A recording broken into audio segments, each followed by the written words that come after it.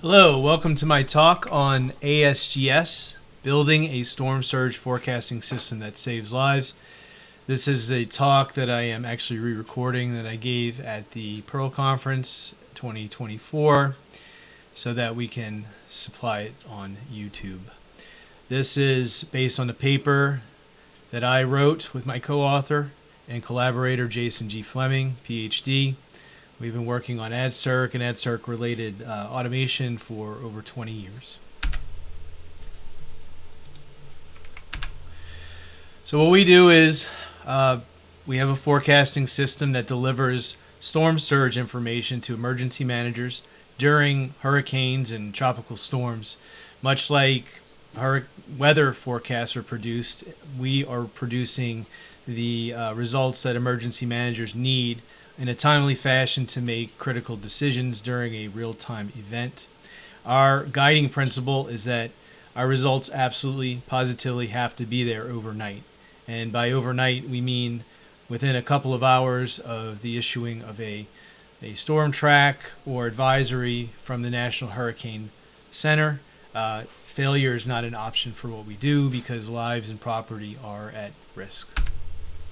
So when we talk about ASGS is actually part of a three-pronged system. ADCIRC itself is the numerical model that does all the computations based on the input data that we provide to result in the storm surge information, or basically how much water is going to be piling up at the coastlines based on the hurricane winds. ASGS is the ADCIRC automation, and that's primarily what I work on. And then CIRA is a GIS, web-based GIS system that is maintained and produced by some good folks at Louisiana State University at the Center of Computation and Technology that take our results and put them into a form that are actually useful for emergency managers, especially in critical times when they need to actually be able to see the results. I'm going to be talking about ASGS automation, but first I'm going to show some end results that are available on CIRA. Well, I guess I'm not going to do that first, but I will provide some motivation, and then we will talk about some visualization. So a little bit of background. The motivation behind this started all the way back in 2006. It actually started right after Hurricane Katrina, and that is when real interest, as you can imagine, of providing these kind of forecasts was at its peak.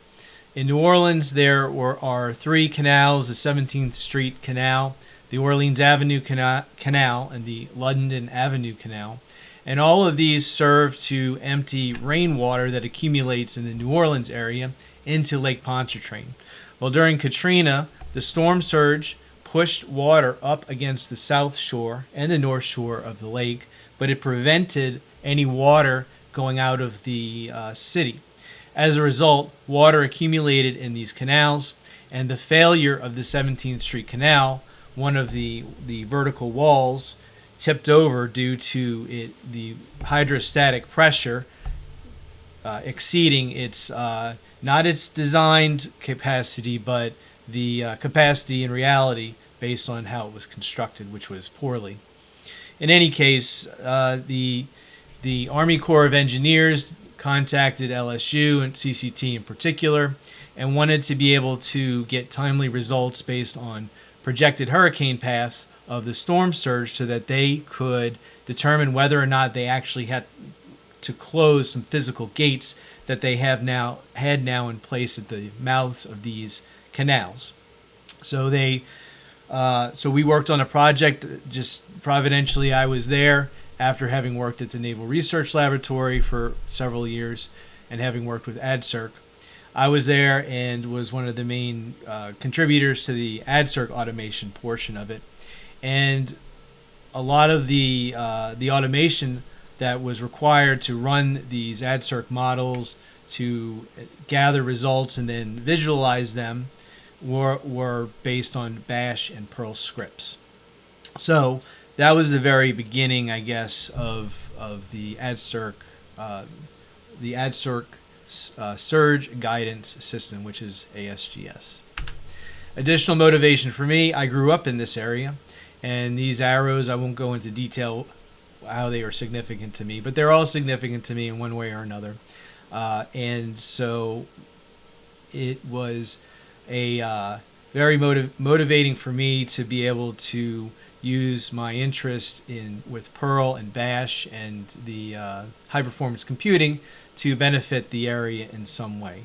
It is a shame that we didn't do this before Katrina, but as these things are, you can't really predict from season to season what is actually going to happen. This just happened to be the perfect storm, if you will. So the reality of real-time forecasting of storm surges, hurricanes do not have a pause button. If a storm is bearing down on a coastline, it's guaranteed these days that there will be billions of dollars in damage. There will be lots of havoc on actual people. People do die, and typically they die more often from the storm surge and not the wind. And the decision makers or the emergency managers, they don't know what they need. They don't know what they need to know until they need it, and that really just speaks to the constantly evolving situation that is in play. And so, but they also need this information 24/7. They need to be able to change what they are requesting, and the things that they need to do based on this information has to do with staging supplies, boots on the ground for after the storm or before the storm to know which areas they need to evacuate. They need to relocate valuable assets and command centers that may actually be in the way of the storm. And they need to accurately and precisely call for targeted evacuations. The year before Katrina hit, there was Hurricane Ivan, and there was a call that was made to evacuate the entire city of New Orleans. And this was a disaster. I myself was caught up in this evacuation. And it took us over 14 hours to go from New Orleans to Lafayette, where I had reserved a room. Meanwhile, everybody was basically trapped in gridlock on the eastbound portion of I-10, while the westbound portion of I-10 was completely empty. And one lesson that was learned as a result of this is they instituted something called the contraflow, which means that whenever an evacuation is called, they will actually open up both directions of Interstate 10 or whatever the major arteries are out of a city to go in one direction. So had this been a year later, then there would be both the eastbound and westbound directions of I-10 would actually be going westbound. Would be going westbound towards Texas or eastbound out of the city towards Mississippi and Mobile, so that they could maximize the amount of roads. In any case, the call to evacuate the city for Ivan was blown because the hurricane actually went to the Mobile area, and everybody that had sat in this traffic and made these arrangements to leave the city were very frustrated, as you could imagine. Well, when the call to evacuate the city the very next year for Katrina was made, a lot of people had this fresh in their minds, and that was one of the things that contributed to a lot of people not actually leaving for Katrina.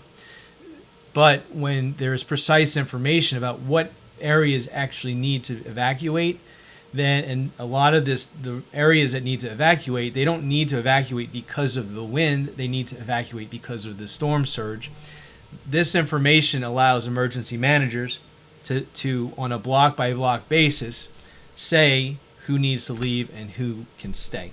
So had this information been available during Katrina and during Ivan and during countless other storms before that, then emergency managers would not have, they would have actually gotten the confidence of the people when these evacuation orders were called, and not earned the ire and lost credibility in calling them. So nowadays the evacuation calls are few and far between, and they're very targeted, and it's precisely because information on what areas actually need to be evacuated is much, much better.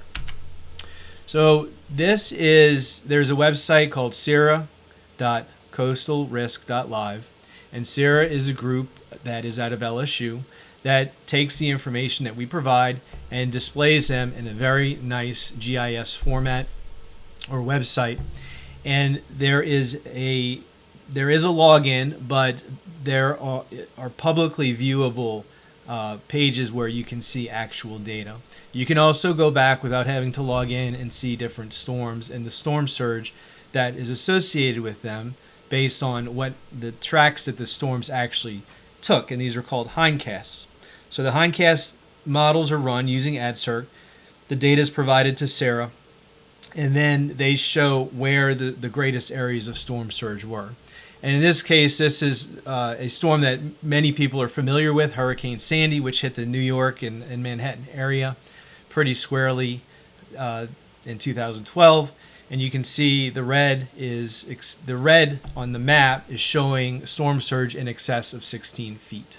And then you can see the color legend there and determine approximately the storm surge at these different areas.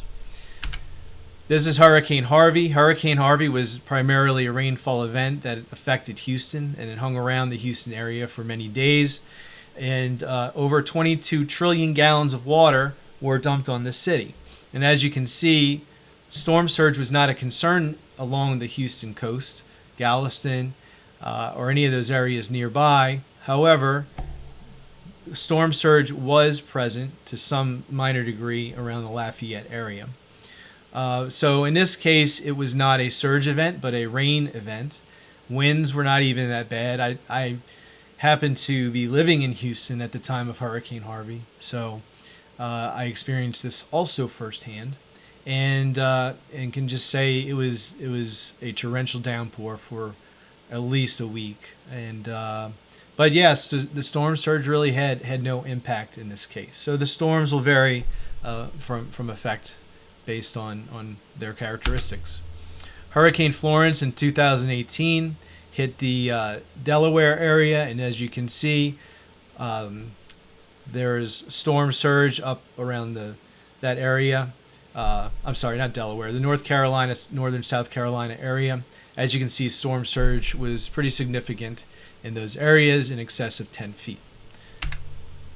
And Hurricane Cristobal in 2020 hit the New Orleans area, and as you can see, I don't have it comparing Katrina. It didn't take exactly the same track, but this is approximately how the storm Katrina hit New Orleans.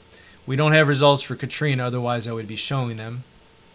But the complex geography of southern Louisiana and southern Mississippi make it it's very hard to guess how a storm is going to affect surge based on where it's going to land. If it goes to the east or to the west, it may drastically impact the different inlets and byways that actually form as funnels in which the storm surge can accumulate. So this is just one example of how the storm surge may be affected in those areas. The red in this case is in excess of 7.5 feet. And recently we had Tropical Storm Alberto in 2024. And you can see that although the landfall was in Mexico, most of the surge impacts were felt along the Galveston Bay area, Corpus Christi, and even into Florida and down south of Naples. So it's very difficult. It's very difficult to use intuition or guessing to determine where the storm surge is going to be, and you need a very accurate physical model. And ADCIRC is the physical model, the computer model. It simulates the physics that is exceptionally accurate. That serves that role. Okay, so we're talking about automating ADCIRC in a way that runs it during the duration of a storm, and this essentially shows a portion of three different successive runs. It starts with initiating the model, and let's say we initiate the model using the first advisory that the National Hurricane Center puts out. we start the model at time 0, which we call a cold start, and then we have to run something called a nowcast to catch up to the present moment from which any National Hurricane Center forecast will start. From there, it catches up to the moment, then we will do a simulation of the track that the National Hurricane Center has predicted, and in most cases we will actually be doing more than one track. We'll do the track that they have predicted, and then we will vary the track itself. Either it's shifting to the left a little bit, to the right a little bit, or with it increasing in intensity or wind speed. And usually the emergency managers want to know not only what would happen given the current predicted track, but what would happen if these very different variations were in play. So we're very often running more than one scenario, as we call them.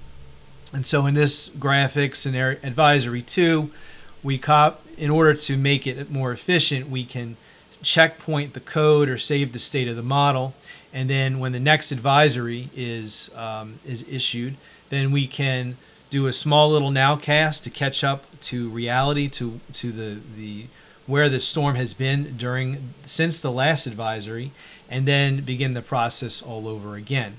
And we just do that from advisory to advisory.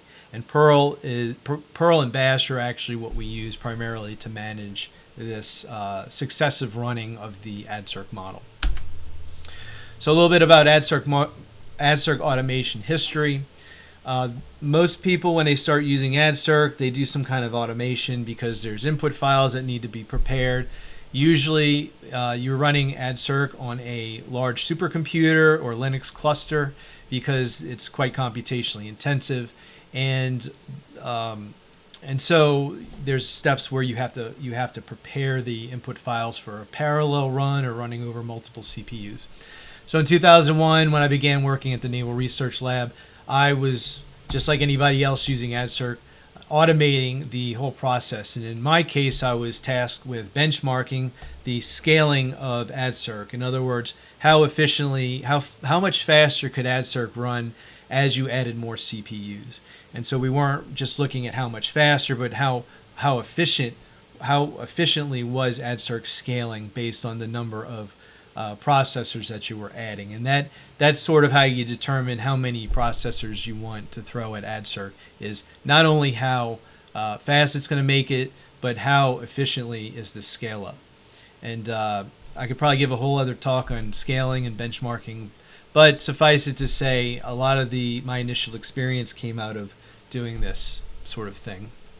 In 2003, still with Naval Research Lab, although we were tasked primarily with doing technology transfer to NAVO, which is the Fleet Command of the Navy, who was interested in these storm surge forecasts or storm surge results, they called us to rapidly create a forecast system that would give them storm surge information for things like the Persian Gulf. And as you can imagine, they're interested in that mainly for amphibious assault reasons. And what we use then, we use Bash, Perl, and Fortran. For graphing, we use MATLAB. And MATLAB was not very good for automation, but the main driver for the automation was a single computer that was actually running MATLAB on the computer itself, and so it wasn't really that big of a deal dealing with license issues, and it's awkward, the awkward way that we had to employ to capture graphics that were created with MATLAB. Things may have improved since then, but back in 2003, it was difficult to capture images and graphics that MATLAB produced in the foreground. So in 2005, Katrina happened and surprises mostly everybody. There were some people who were pretty sure using ADCIRC simulations that a storm that Katrina just happened to be very similar to happened, or they studied in previous years and determined that could be one of the worst case scenarios for New Orleans and the South Mississippi area. And unfortunately, it came to pass without anybody really doing anything about it. And in that meantime, I moved over to LSU, and that's when we worked on the Lake Pontchartrain forecasting system, which is the one I described earlier in the talk. And we used a bunch of stuff. It was mainly a grid computing demonstration project. I presented this at Supercomputing 2006, which is it's still going on now, but it's a big conference, academic plus commercial or industrial conference where people just show off their HPC accomplishments and new devices and machines and that sort of thing. In any case, we used a lot of different things for here. We use Bash and Perl. Fortran, of course, is the ADCIRC model itself. There were 5 different high-performance computing clusters connected to LSU and Lonnie, which is a Louisiana Optical Network Initiative. They work hand in hand with LSU. There was the LSU CCT HARC scheduler. The reason we used this scheduler was to run the various different tracks that I mentioned on these 5 different supercomputers or computing clusters, so that they started and finished approximately the same time. And the part of this was to show that we could send SMS text messages, AOL alerts, and this was 2006, of course, and email alerts. And these days, we only use email alerts. We have found that to be the most reliable. We also don't use 5 different supercomputers or the complications of a HARC scheduler, as cool as that was. In 2008, Gustav happened, and that went and hit directly Baton Rouge.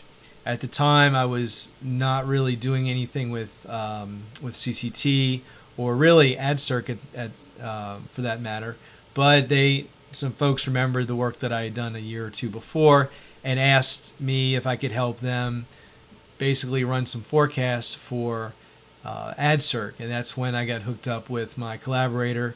Again, my collaborator Jason Fleming, who is at the University of North Carolina and worked with Rick Ludick's group.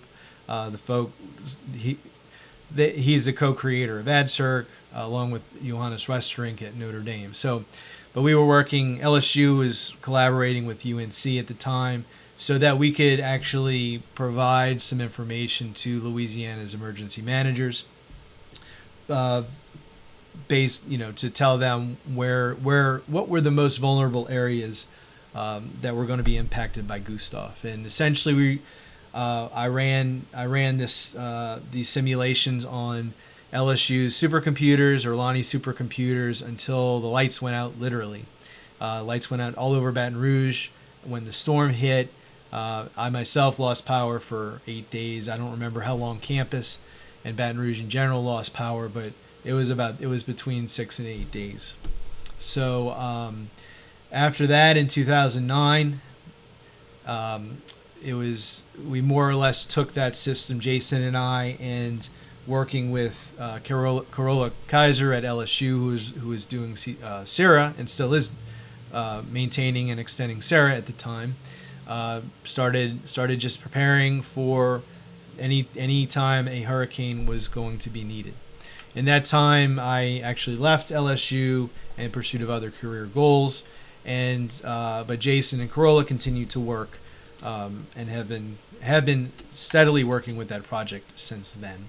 I restarted. I got back involved in with the project in 2018, and came to find out that Jason had really taken the initial scripts that we wrote in Perl and Bash and really extended them and really made a nice system out of them.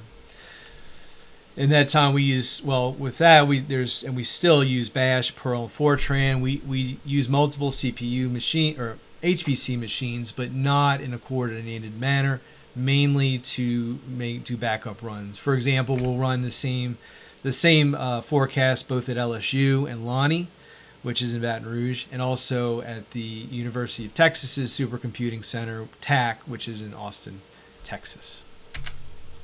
Okay, why do we use Bash, Perl, and Fortran? Well, Bash is how you interact with a Unix system, and the biggest benefit to that is its tight integration with managing just operating like Unix process automation, basically.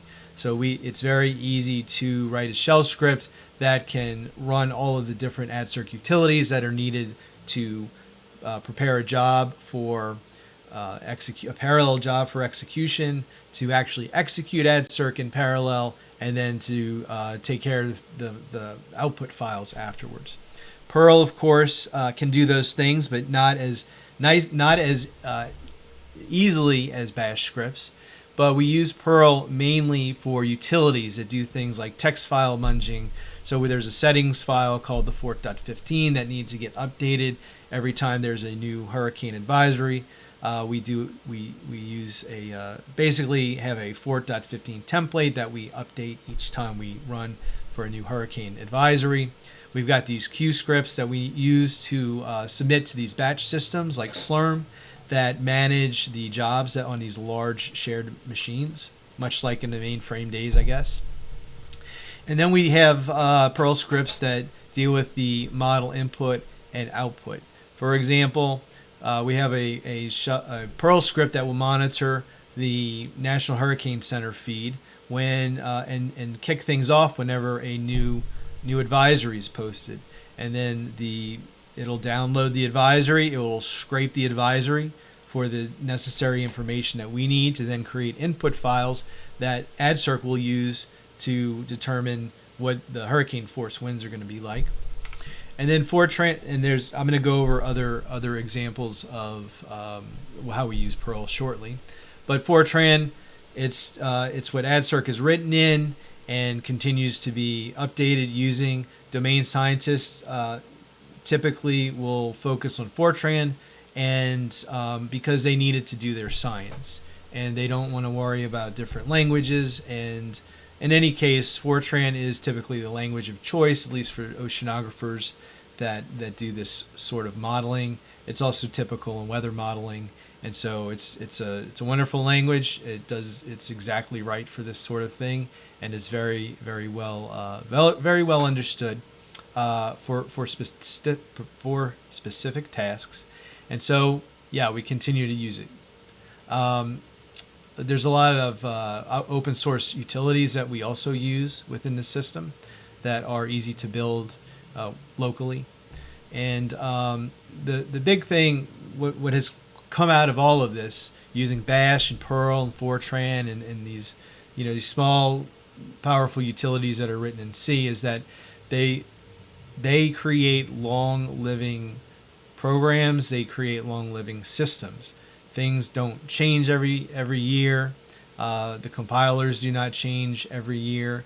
The language specifications do not change. And so we really, there's the work that we put in to creating the system and these scripts it lasts a long time. There's a lot of value in using them because it preserves the work. You don't have to keep repeating things or porting things or updating your scripts. And so that's ultimately why we use them. All of these programming technologies are well understood. There's very few, if any, bugs that have not been discovered at this point. And so it's just a very solid, stable choice for creating a system that is that focuses on reliability. Why not others? Well, honestly, when Jason and I started this, Perl and Bash were what we worked with initially, and so to use anything else is outside our core competency. But moreover, there was no reason to use something else because Perl and Bash are everywhere, and they just work, and we trust them. I mentioned MATLAB is cumbersome for automation. That's why we don't use that anymore. Octave, which is an open source MATLAB work-alike, is similarly difficult to add to automation. If we do have to produce some plots within the automation of ADCIRC itself, we'll tend to use GNU-plot. But nowadays, most of all of the plotting and generation of images is done by the Sierra folks, who do use Python, because that is where the libraries that they need lie, and the expertise that they have lies, and it works out very well for them.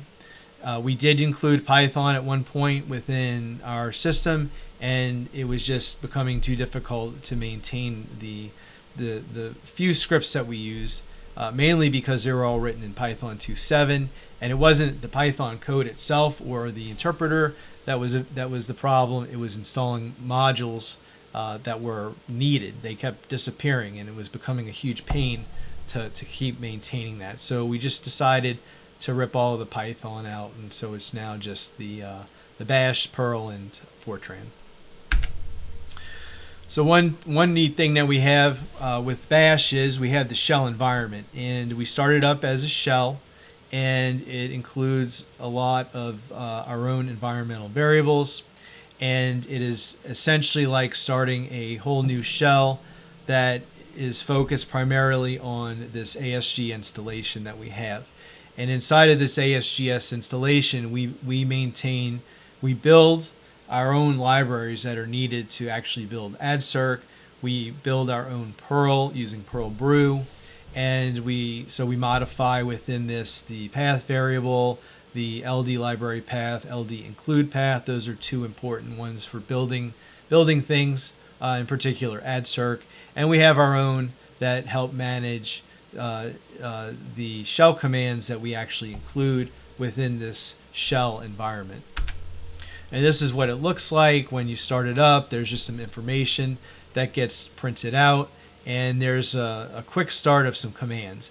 And all of these commands have basically refer to either bash functions that are created for doing things very quickly, which is important, quickly and correctly, which is important during an operational event when a hurricane is bearing down on us, or refer directly to utilities that we have written in a bin directory that is prepended to the path variable. So we can run these custom utilities as just a normal command, or these bash functions that we have created as simple commands, and it allows us to navigate along the file system to check on any configuration files that we have set up, or to just do some general tasks that we need to do. Okay, so one of the things that Perl is responsible for is monitoring the when the National Hurricane Center issues an advisory. And this, on the lower left, there is a basically a visualization of a storm. Then this was from this is potential tropical cyclone 9 on July 28th, 2020. It was just one I found online. But what it shows is where it is at the moment, the storm, and its potential track, all the way going from, I guess, 24 hours out, and then extending all the way out into much more uncertainty. And so that's why you get this cone of uncertainty, where the further out in time you get, the less certain the forecasters are where the storm will be, much less are they sure of the intensity of the storm, or in other words, the intensity of the winds. And so this is the information that the National Hurricane Center provides, and these numbers that are on the left hand, upper left, on this tropical cyclone forecast advisory. And so when the National Hurricane Center issues one, that's when our system kicks off and begins to prepare the ADCIRC runs that will ultimately do the simulations based on these tracks and then alternate tracks that we construct. So parsing the National Hurricane Advisories is it's kind of an art. It's basically the Perl script will scrape it. It gets the position of the storm, which is the center of pressure, and then the pressures that are associated with these points in geographical points in space over time. And then from these spaces in time, or these pressures, then you can derive the wind speed using, I believe it's called a Holland model, which ADCIRC has within the numerical model. And so what we're doing here is we have a Perl script that will take the information that the National Hurricane Center provides and put it into this, what's called an ATCF data format, which is the automated tropical cyclone forecasting system, which has been around for quite a while and is the basis for hurricane forecasting and advisories still today. I'm not going to go through all of the columns, but this is we take the information that's in the forecast and then put it into this format, and it's actually this format that ADCIRC is able to read and use as an input file to internally generate the winds of the hurricane that is described, and that will ultimately be what's pushing the water around and causing it to pile up and cause that surge. An example of generating these alternate tracks that I've been mentioning is this center line is the projected or the official forecast for the track of the hurricane, and essentially it's just the center of this cone. And what we will do is, if we call it veer right or veer left. Veer right is we create a track that essentially skirts along the outside, the right-hand side of the cone. Veer left, it essentially skirts along the outside of the left-hand side of the cone, and that's at 100%. We can vary it any percentage. If it's less than 100%, we are going to be closer to the actual official track forecast, and if it's over 100%, we'll go out past the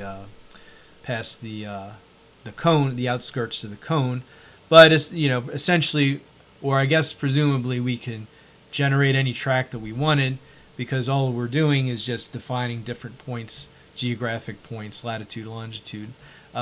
And so we can also create alternate tracks that, independent of their physical location, have greater or lower winds. Usually it's not needed to know like what will happen if the winds are less, but we do get that request sometimes. And more often we will be asked to simulate what will happen if the consensus or the predicted official track happens, but the winds are, say, 25% higher. And of course, in order to generate higher winds, we would just lower the pressure based on formulas that are established. And so we can be running anywhere from just the official track or really any number of alternate tracks. And I think for some storms, we've run up to 6 or 7 alternate tracks at a time. It just depends on the information that the emergency managers want. So this is just if you look closely, you can see that this is really just a template file. If you are familiar with rendering templates with Perl, maybe Template Toolkit, this is very similar. When we created this, we were not aware of Template Toolkit, even though I think it may have been around even back in 2006. But the macros very vaguely similar. It's just set off by percent signs, and essentially what happens is this is the template, and then based on information that we need regarding the timing of the storm and other parameters that we may have adjusted, this will generate the setting file that ADCIRC itself will then use to run its simulation. I mentioned that we use for the supercomputers, they're time-shared batch systems, and essentially a Q script is just a shell script, and it's got some variables behind comments, and you can see that there's these PBS comments and SBatch comments. Those are for 2 different queuing systems. PBS is portable batch system, I think, which has become TORC.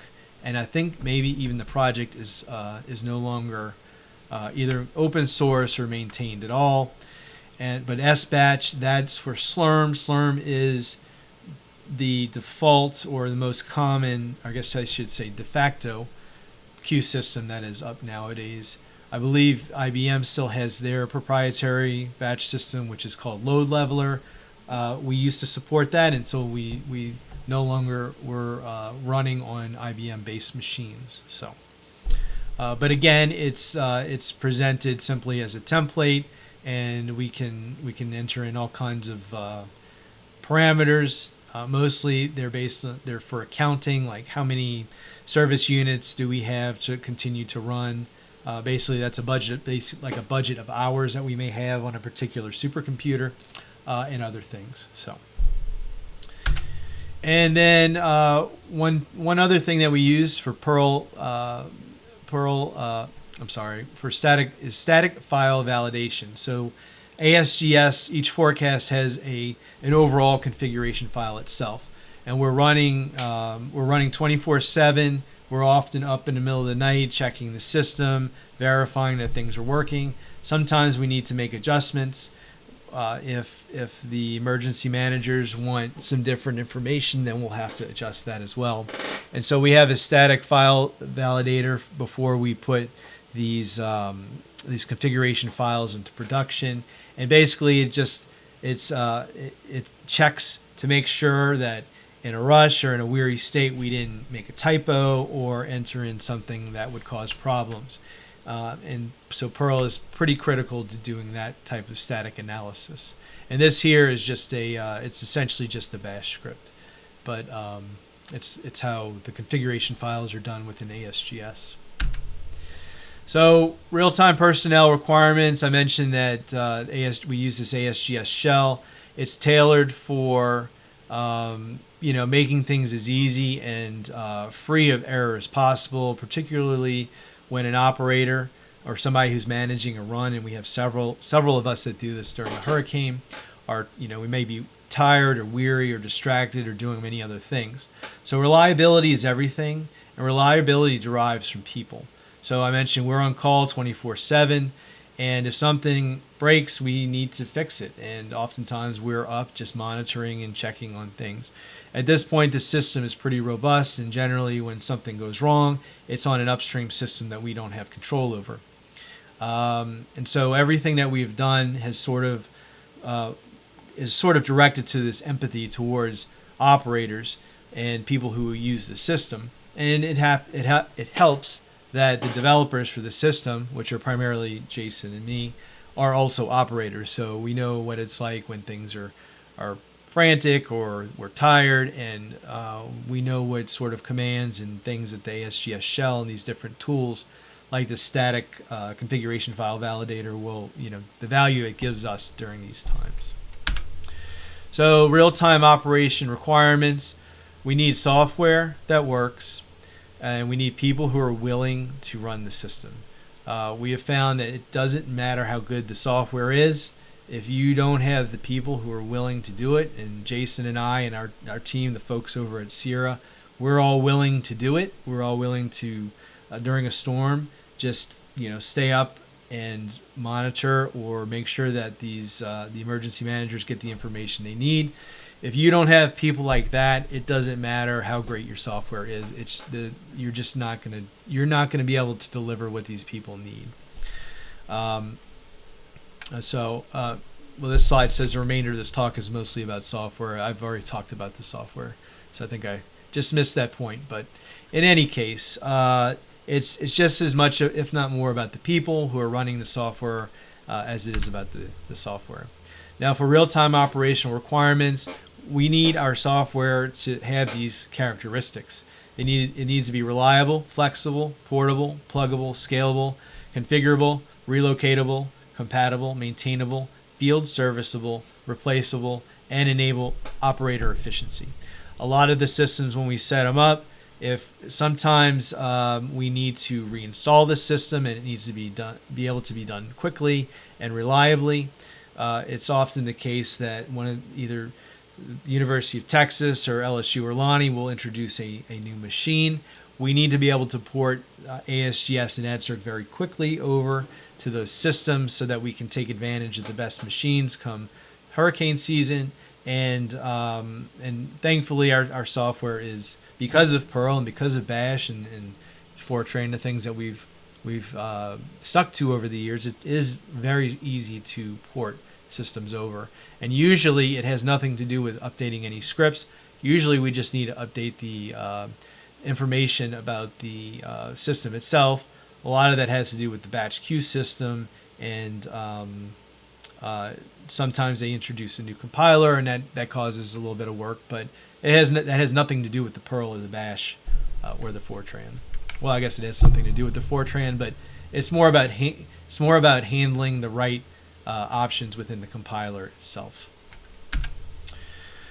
And I talked about developer empathy for operators. operator efficiency is important. We want to be able to minimize the amount of operators that are needed to manage different scenarios for a storm on multiple machines, and that's what we work towards, and we've accomplished that to a large degree. What I mean by operator efficiency in handling different storms, this is Hurricane Isaac, and it's just an example of 4 different meshes, input meshes that we're running on different machines for Hurricane Isaac. And so the meshes look somewhat similar. They focus in on the Gulf of Mexico, the northwest coast of the Gulf of Mexico. But you can see there's different refinements. Some have more nodes than others. Some are looking at different tracks than others. And so we need to be able to have one operator who is able to run these different meshes. This would constitute 4 different forecast systems across multiple different machines. Operator scalability is, I guess that's another way to put it. So one experienced operator can deploy on 5 or 6 supercomputers, each with multiple runs. And that is a lot to juggle, but ASGS allows that to be possible based on our experience and the things that we know that we need to automate.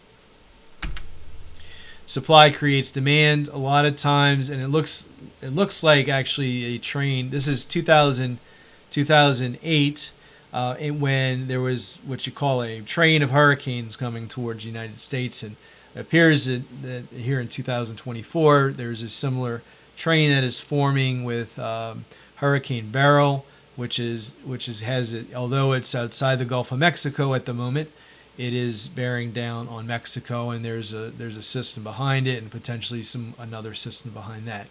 So what ends up happening is, as each storm hits, emergency managers sort of get into the groove, and they start understanding a little bit more about what they need, particularly if the storms are keyed in on the same areas of the coast. And how we run, generally speaking, during a storm is we have a main operator, and he's the quarterback that we call him, and we have a battle rhythm. And essentially, the quarterback executes the game plan. He comes up with the game plan by talking to stakeholders at the different emergency centers and with the folks at LSU and UNC, and he comes up with what's called a scenario package. And so he in this case, Jason Fleming is our quarterback. He's very experienced in using ADCIRC for consulting. He's very intimately knowledgeable about the numerical model and what it's doing. I myself, I do the Perl and the Bash, and I've been working with ADCIRC for many years, but I'm not a domain scientist, and Jason is about as close to one as we have. So in any case, he can talk to people meteorologists and emergency managers, and he comes up with the plan that we then execute after each hurricane advisory is issued. I know this is not meant to be really clearly seen, but this is an example of all of the different runs and options that we are communicating after each hurricane advisory is issued, so that we can adjust for the next go around, and it just determines the different options that we're running. And so this is effective. Once you get used to it, this is a very effective way to communicate. Okay, what are we doing now, sort of thing. And so this is something that gets reissued, or at least confirmed, after each hurricane advisory is put out. Bash is an essential tool. Why? It creates stable and long-lived scripts. It's made to integrate with operating environment, the user shell environment. It integrates with OS process management very naturally, better than Perl, obviously. It's just like typing in the command line. And then it enables rapid prototyping, which is actually rapid doing.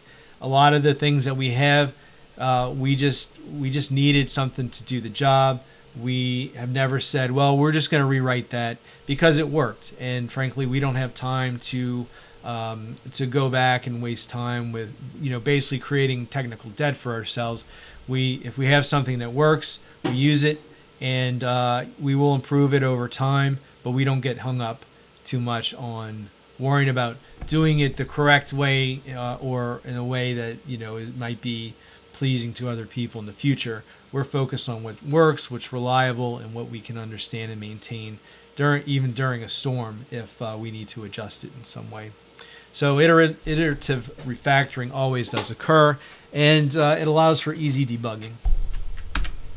Perl, all of the same things, plus obviously the text processing capabilities, the elegant and efficient syntax for doing complicated things. It allows us to just focus on what we're doing and not how we're doing it. That's one of the most touted things about Perl, other than its text processing capabilities, is you use Perl long enough, you don't even know you're writing Perl. You're just focusing on solving your problem, and that's very, very nice in these situations. And since it allows for multi-mix paradigm like procedural, object-oriented programming or functional programming, often you can change how you're doing something midstream based on what actually would be useful at the time. That is another very powerful feature of Perl, is the ability to mix different paradigms together. Okay, that is it. I wanted to thank all of my I'll call them sponsors. Binary.net is a very friendly sponsor to me. They've enabled me to do a lot of work, and they are very developer friendly. If you're interested in hosting or co-location, you should check them out. ADCIRC Live is an ADCIRC-based software as a service that Jason and I have partnered to create, and it's mainly for ADCIRC users. We provide web-based tools and API and training. Sarah, of course, is where all these results are visualized. So whenever you see a hurricane coming up, you can go to the Sarah site and start poking around and see what kind of storm surge is being predicted, and you can remind yourself that these results are being delivered to Sarah, Sarah is powered with Python, but the results themselves are coming from ADCIRC, which is being automated using Bash and Perl. And a lot of the complicated, cool stuff is being done with the Perl. And I wanted to thank LSU, High Performance Computing, Lonnie, which also has supercomputers and they're partnered with LSU, and then TAC, which is the University of Texas Supercomputing Center. Seahorse Consulting is Jason's LLC and consulting business, and mine is Coastal Computing Services LLC. I also do do any Perl programming or maintenance that you need. So in any case, ultimately, most of all, I wanted to thank the Perl and Reku Conference Planning Committee for allowing us to create this inaugural Science Perl track, and I look forward to many years of doing the science track in the future. It would not be possible without these guys in the TPRF and the TPRC Planning Committee. Thank you very much.